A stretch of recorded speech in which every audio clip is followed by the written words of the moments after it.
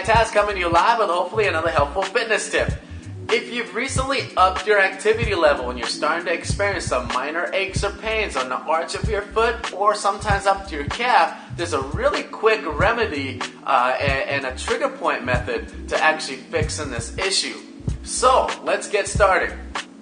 I have a lot of my guys who end up losing a bunch of weight all of a sudden. They up their activity level, or sometimes they have a different motivation and they all of a sudden up their activity level. And a lot of times that pounding on the foot or whatever the activity that you're doing is actually causing that foot to start to ache, and that is the pressure we're trying to relieve.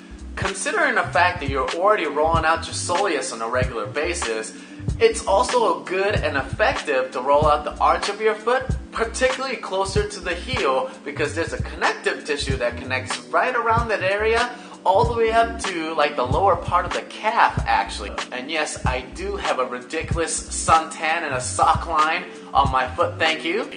And there's also another trigger point. If you grab onto the outside part of the lower calf, there's actually a trigger point that might be very sensitive, which this might also be a case of that arch issue as well.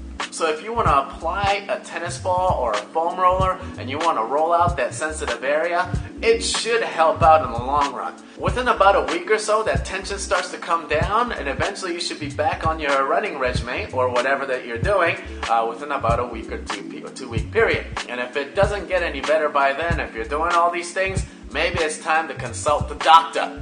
I hope this tip really helps. I'll talk to you guys later. Peace, I'm out.